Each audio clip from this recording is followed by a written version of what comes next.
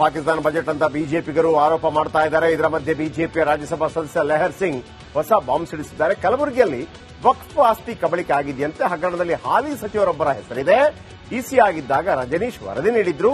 ಆ ವರದಿ ಹಾಳಾಗುವ ಭಯ ಕಾಡ್ತಾ ಇದೆ ಅಂತ ಹೇಳಿ ಲೆಹರ್ ಸಿಂಗ್ ಆರೋಪಿಸಿದ್ದಾರೆ. ಬನ್ನಿ ನೋಡಿ. ಸಚಿವರು ಹೆಸರಿದೆ, ಹಾಲಿನಿರ್ಬೋದು, ಇನ್ನೊಂದು ಅದು ಹಾಲಿ ಸಚಿವ ಇಲ್ಲ, ಅವಾಗ ಸಚಿವ ಆಗಿದ್ರು. ಅವರು ಒಂದು ಫೈಲ್ ತಗೊಂಡು ಹೋಗಿದ್ರು. ಈ ಫೈಲ್ ಎಲ್ಲಿ ಕೊಟ್ಟಿಲ್ಲ, ಅದನ್ನು ಇದನ್ನಲ್ಲಿ ಇದೆ. ಎನ್ಕ್ವೈರಿ ರಿಪೋರ್ಟ್ ನಲ್ಲಿ ಅವ್ರದ್ದು ಇದೆ. ಡಿಪ್ಟಿ ಕಮಿಷನರ್ ಗುಲ್ಬರ್ಗದಿಂದ ಆ ಫೈಲು ಇನ್ನು ತನಕ ನಮ್ಮ ಹತ್ರ ವಾಪಸ್ ಬಂದಿಲ್ಲ. ಸೊ ಆ ಮಿನಿಸ್ಟರ್ ಸಂಬಂಧಪಟ್ಟ ಮಿನಿಸ್ಟರ್ ಅವ್ರನ್ನ ಕೇಳಬೇಕು. ಅದು ನಾನು ಅವ್ರ ಹೆಸರು ಹೇಳೋದಕ್ಕೆ ಹೋಗಲ್ಲ, ಯಾಕಂದ್ರೆ ವ್ಯಕ್ತಿತ್ವ ಆಗುತ್ತೆ ಇದಕ್ಕೆ. ಬಟ್ ಇನ್ನು ಸ್ಪೆಷಲಿ ಗುಲ್ಬರ್ಗದಿಂದ ಬಹಳ ಪ್ರಭಾವಿ ವ್ಯಕ್ತಿಗಳದ್ದು ಹೆಸರು ಬಹಳ ಇದೆ. ನೋಡಿ, ಅನ್ವರ್ ಮಾನಿಪಾಡಿ ಆ ವಕ್ಫ್ ವರದಿಯನ್ನು ಕೊಟ್ಟಿದ್ರು. ಬಿಜೆಪಿನೂ ಟೇಬಲ್ ಮಾಡಲಿಲ್ಲ, ಕಾಂಗ್ರೆಸ್ ಟೇಬಲ್ ಮಾಡಲಿಲ್ಲ. ಎಲ್ಲ ಅಡ್ಜಸ್ಟ್ಮೆಂಟ್ಗಳಾಗತ್ತೆ ಅಂತ ನಾನು ಹೇಳಿಲ್ವಾ? ನಡೆಯಲ್ಲ. ಕಾನೂನೆಲ್ಲ ಇರೋದು ಪಾಪದವನಿಗೆ. ಸಿಗ್ನಲ್ ಜಂಪ್ ಮಾಡಿದ್ರೆ ಬೆಲ್ಟ್ ಹಾಕಿಲ್ಲ ಅಂತಂದ್ರೆ, ಹೆಲ್ಮೆಟ್ ಹಾಕಿಲ್ಲ ಅಂತಂದ್ರೆ ಎಲ್ಲ ಓಡ್ಬರ್ತಾರೆ. ಅನ್ವರ್ ಮಾನಿಪಾಡಿ ವರದಿಯಲ್ಲಿ ಯಾರ್ದೆಲ್ಲ ಹೆಸರುಗಳು ಕೇಳಿ ಬಂದಿತ್ತು? ಮಲ್ಲಿಕಾರ್ಜುನ ಖರ್ಗೆ, ಈ ಹಿಂದೆ ಕೂಡ ಹೇಳಿದೆ. ಮಲ್ಲಿಕಾರ್ಜುನ ಖರ್ಗೆ ಅವರ ಹೆಸರು ಕೇಳಿ ಬಂದಿತ್ತು, ಕಾಂಗ್ರೆಸ್ ಅಧ್ಯಕ್ಷ. ಸಿಎಂ ಇಬ್ರಾಹಿಂ ಅವರ ಹೆಸರು ಕೇಳಿ ಬಂದಿತ್ತು, ಮಾಜಿ ಸಚಿವ.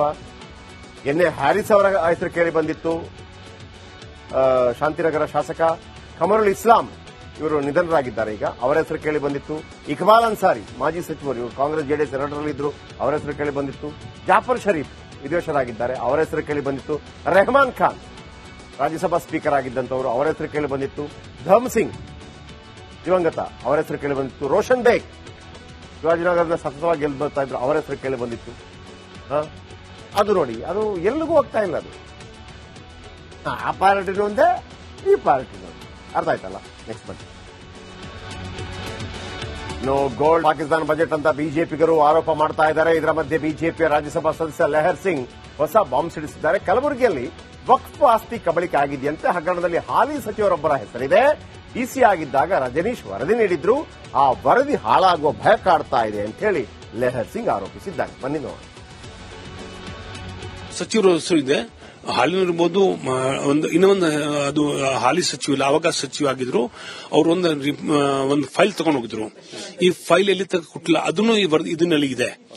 ಎನ್ಕ್ವೈರಿ ರಿಪೋರ್ಟ್ ನಲ್ಲಿ ಅವ್ರದ್ದು ಇದೆ. ಡಿಪ್ಟಿ ಕಮಿಷನರ್ ಗುಲ್ಬರ್ಗದಿಂದ ಆ ಫೈಲು ಇನ್ನು ತನಕ ನಮ್ಮ ಹತ್ರ ವಾಪಸ್ ಬಂದಿಲ್ಲ.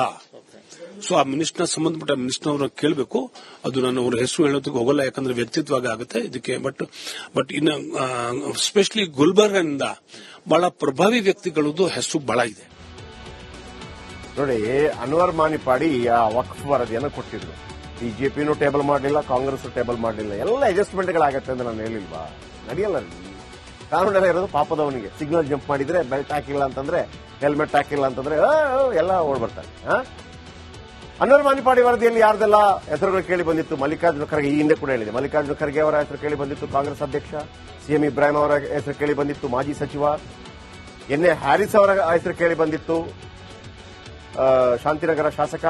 ಕಮರುಲ್ ಇಸ್ಲಾಂ ಇವರು ನಿಧನರಾಗಿದ್ದಾರೆ ಈಗ, ಅವರ ಹೆಸರು ಕೇಳಿ ಬಂದಿತ್ತು. ಇಕ್ಬಾಲ್ ಅನ್ಸಾರಿ ಮಾಜಿ ಸಚಿವರು, ಇವರು ಕಾಂಗ್ರೆಸ್ ಜೆಡಿಎಸ್ ಎರಡರಲ್ಲಿದ್ರು, ಅವರ ಹೆಸರು ಕೇಳಿ ಬಂದಿತ್ತು. ಜಾಫರ್ ಶರೀಫ್ ವಿದೇಶರಾಗಿದ್ದಾರೆ, ಅವರ ಹೆಸರು ಕೇಳಿ ಬಂದಿತ್ತು. ರೆಹಮಾನ್ ಖಾನ್ ರಾಜ್ಯಸಭಾ ಸ್ಪೀಕರ್ ಆಗಿದ್ದಂತವರು, ಅವರ ಹೆಸರು ಕೇಳಿ ಬಂದಿತ್ತು. ಧಮ್ ಸಿಂಗ್ ದಿವಂಗತ, ಅವರ ಹೆಸರು ಕೇಳಿ ಬಂದಿತ್ತು. ರೋಷನ್ ಬೇಗ್ ಶಿವಾಜಿನಗರದ ಸತತವಾಗಿ ಗೆದ್ದು ಬರ್ತಾ ಇದ್ರು, ಅವರ ಹೆಸರು ಕೇಳಿ ಬಂದಿತ್ತು. ಅದು ನೋಡಿ, ಅದು ಎಲ್ಲಿಗೂ ಹೋಗ್ತಾ ಇಲ್ಲ. ಅದು ಆ ಪಾರ್ಟಿನೂ ಒಂದೇ, ಈ ಪಾರ್ಟಿನೂ ಒಂದೇ. ಅರ್ಥ ಆಯ್ತಲ್ಲ? ನೆಕ್ಸ್ಟ್ ಬನ್ನಿ.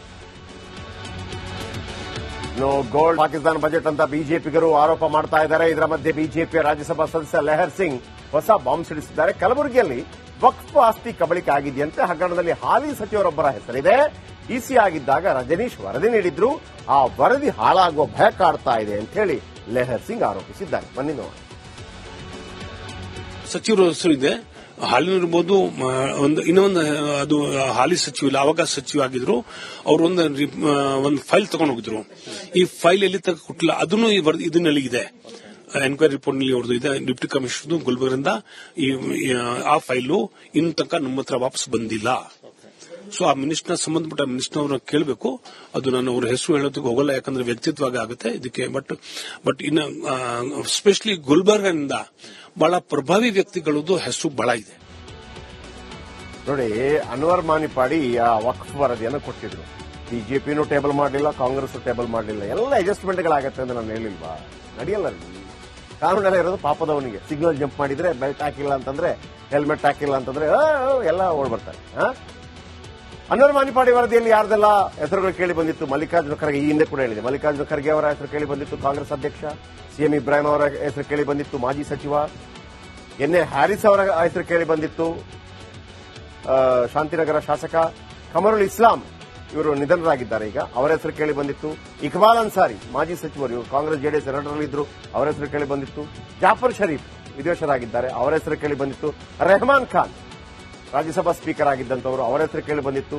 ಧಮ್ ಸಿಂಗ್ ದಿವಂಗತ, ಅವರ ಹೆಸರು ಕೇಳಿ ಬಂದಿತ್ತು. ರೋಷನ್ ಬೇಗ್ ಶಿವಾಜಿನಗರದ ಸತತವಾಗಿ ಗೆದ್ದು ಬರ್ತಾ ಇದ್ರು, ಅವರ ಹೆಸರು ಕೇಳಿ ಬಂದಿತ್ತು.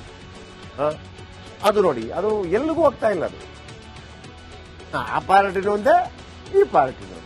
ಅರ್ಥ ಆಯ್ತಲ್ಲ? ನೆಕ್ಸ್ಟ್ ಬನ್ನಿ. ಗೋಲ್ಡ್ ಪಾಕಿಸ್ತಾನ ಬಜೆಟ್ ಅಂತ ಬಿಜೆಪಿಗರು ಆರೋಪ ಮಾಡ್ತಾ ಇದ್ದಾರೆ. ಇದರ ಮಧ್ಯೆ ಬಿಜೆಪಿಯ ರಾಜ್ಯಸಭಾ ಸದಸ್ಯ ಲೆಹರ್ ಸಿಂಗ್ ಹೊಸ ಬಾಂಬ್ ಸಿಡಿಸಿದ್ದಾರೆ. ಕಲಬುರಗಿಯಲ್ಲಿ ವಕ್ಫ್ ಆಸ್ತಿ ಕಬಳಿಕೆ ಆಗಿದೆಯಂತೆ. ಹಗರಣದಲ್ಲಿ ಹಾಲಿ ಸಚಿವರೊಬ್ಬರ ಹೆಸರಿದೆ. ಡಿಸಿ ಆಗಿದ್ದಾಗ ರಜನೀಶ್ ವರದಿ ನೀಡಿದ್ರು. ಆ ವರದಿ ಹಾಳಾಗುವ ಭಯ ಕಾಡ್ತಾ ಇದೆ ಅಂತ ಹೇಳಿ ಲೆಹರ್ ಸಿಂಗ್ ಆರೋಪಿಸಿದ್ದಾರೆ. ಬನ್ನಿ ನೋಡೋಣ. ಸಚಿವರು ಹೆಸರು ಇದೆ, ಹಾಲಿನಿರ್ಬೋದು. ಇನ್ನೊಂದು ಅದು ಹಾಲಿ ಸಚಿವ ಇಲ್ಲ, ಅವಾಗ ಸಚಿವ ಆಗಿದ್ರು. ಅವರು ಒಂದು ಫೈಲ್ ತಗೊಂಡು ಹೋಗಿದ್ರು. ಈ ಫೈಲ್ ಎಲ್ಲಿ ತಗ ಕೊಟ್ಟಿಲ್ಲ, ಅದನ್ನು ಇದನ್ನಲ್ಲಿ ಇದೆ, ಎನ್ಕ್ವೈರಿ ರಿಪೋರ್ಟ್ ನಲ್ಲಿ ಅವ್ರದ್ದು ಇದೆ. ಡಿಪ್ಟಿ ಕಮಿಷನರ್ ಗುಲ್ಬರ್ಗದಿಂದ ಆ ಫೈಲು ಇನ್ನು ತನಕ ನಮ್ಮ ಹತ್ರ ವಾಪಸ್ ಬಂದಿಲ್ಲ. ಸೊ ಆ ಮಿನಿಸ್ಟರ್ ಸಂಬಂಧಪಟ್ಟ ಮಿನಿಸ್ಟರ್ ಅವ್ರನ್ನ ಕೇಳಬೇಕು. ಅದು ನಾನು ಅವ್ರ ಹೆಸರು ಹೇಳೋದಕ್ಕೆ ಹೋಗಲ್ಲ, ಯಾಕಂದ್ರೆ ವ್ಯಕ್ತಿತ್ವ ಆಗುತ್ತೆ ಇದಕ್ಕೆ. ಬಟ್ ಇನ್ನು ಸ್ಪೆಷಲಿ ಗುಲ್ಬರ್ಗದಿಂದ ಬಹಳ ಪ್ರಭಾವಿ ವ್ಯಕ್ತಿಗಳದ್ದು ಹೆಸರು ಬಹಳ ಇದೆ. ನೋಡಿ, ಅನ್ವರ್ ಮಾನಿಪಾಡಿ ಆ ವಕ್ಫ್ ವರದಿಯನ್ನು ಕೊಟ್ಟಿದ್ರು. ಬಿಜೆಪಿನೂ ಟೇಬಲ್ ಮಾಡಲಿಲ್ಲ, ಕಾಂಗ್ರೆಸ್ ಟೇಬಲ್ ಮಾಡಲಿಲ್ಲ. ಎಲ್ಲ ಅಡ್ಜಸ್ಟ್ಮೆಂಟ್ಗಳಾಗತ್ತೆ ಅಂತ ನಾನು ಹೇಳಿಲ್ವಾ? ನಡೆಯಲ್ಲ ರೀ. ಕಾನೂನೆಲ್ಲ ಇರೋದು ಪಾಪದವನಿಗೆ. ಸಿಗ್ನಲ್ ಜಂಪ್ ಮಾಡಿದ್ರೆ ಬೆಲ್ಟ್ ಹಾಕಿಲ್ಲ ಅಂತಂದ್ರೆ, ಹೆಲ್ಮೆಟ್ ಹಾಕಿಲ್ಲ ಅಂತಂದ್ರೆ ಎಲ್ಲ ಓಡ್ಬರ್ತಾರೆ. ಅನ್ವರ್ ಮಾನಿಪಾಡಿ ವರದಿಯಲ್ಲಿ ಯಾರ್ದೆಲ್ಲ ಹೆಸರುಗಳು ಕೇಳಿ ಬಂದಿತ್ತು? ಮಲ್ಲಿಕಾರ್ಜುನ ಖರ್ಗೆ, ಈ ಹಿಂದೆ ಕೂಡ ಹೇಳಿದೆ, ಮಲ್ಲಿಕಾರ್ಜುನ ಖರ್ಗೆ ಅವರ ಹೆಸರು ಕೇಳಿ ಬಂದಿತ್ತು, ಕಾಂಗ್ರೆಸ್ ಅಧ್ಯಕ್ಷ.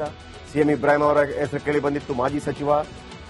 ಎನ್ ಎ ಹ್ಯಾರಿಸ್ ಅವರ ಹೆಸರು ಕೇಳಿ ಬಂದಿತ್ತು, ಶಾಂತಿನಗರ ಶಾಸಕ. ಕಮರುಲ್ ಇಸ್ಲಾಂ ಇವರು ನಿಧನರಾಗಿದ್ದಾರೆ ಈಗ, ಅವರ ಹೆಸರು ಕೇಳಿ ಬಂದಿತ್ತು. ಇಕ್ಬಾಲ್ ಅನ್ಸಾರಿ ಮಾಜಿ ಸಚಿವರು, ಇವರು ಕಾಂಗ್ರೆಸ್ ಜೆಡಿಎಸ್ ಎರಡರಲ್ಲಿದ್ದರು, ಅವರ ಹೆಸರು ಕೇಳಿ ಬಂದಿತ್ತು. ಜಾಫರ್ ಶರೀಫ್ ವಿದೇಶರಾಗಿದ್ದಾರೆ, ಅವರ ಹೆಸರು ಕೇಳಿ ಬಂದಿತ್ತು. ರೆಹಮಾನ್ ಖಾನ್ ರಾಜ್ಯಸಭಾ ಸ್ಪೀಕರ್ ಆಗಿದ್ದಂತವರು, ಅವರ ಹೆಸರು ಕೇಳಿ ಬಂದಿತ್ತು. ಧಮ್ ಸಿಂಗ್ ದಿವಂಗತ, ಅವರ ಹೆಸರು ಕೇಳಿ ಬಂದಿತ್ತು. ರೋಷನ್ ಬೇಗ್ ಶಿವಾಜಿನಗರದ ಸತತವಾಗಿ ಗೆದ್ದು ಬರ್ತಾ ಇದ್ರು, ಅವರ ಹೆಸರು ಕೇಳಿ ಬಂದಿತ್ತು. ಅದು ನೋಡಿ, ಅದು ಎಲ್ಲಿಗೂ ಹೋಗ್ತಾ ಇಲ್ಲ. ಅದು ಆ ಪಾರ್ಟಿನೂ ಒಂದೇ, ಈ ಪಾರ್ಟಿನೂ ಒಂದೇ. ಅರ್ಥ ಆಯ್ತಲ್ಲ? ನೆಕ್ಸ್ಟ್ ಬನ್ನಿ. ಗೋಲ್ಡ್ ಪಾಕಿಸ್ತಾನ ಬಜೆಟ್ ಅಂತ ಬಿಜೆಪಿಗರು ಆರೋಪ ಮಾಡ್ತಾ ಇದ್ದಾರೆ. ಇದರ ಮಧ್ಯೆ ಬಿಜೆಪಿಯ ರಾಜ್ಯಸಭಾ ಸದಸ್ಯ ಲೆಹರ್ ಸಿಂಗ್ ಹೊಸ ಬಾಂಬ್ ಸಿಡಿಸಿದ್ದಾರೆ. ಕಲಬುರಗಿಯಲ್ಲಿ ವಕ್ಫ್ ಆಸ್ತಿ ಕಬಳಿಕೆ ಆಗಿದೆಯಂತೆ. ಹಗರಣದಲ್ಲಿ ಹಾಲಿ ಸಚಿವರೊಬ್ಬರ ಹೆಸರಿದೆ. ಡಿಸಿ ಆಗಿದ್ದಾಗ ರಜನೀಶ್ ವರದಿ ನೀಡಿದ್ರು. ಆ ವರದಿ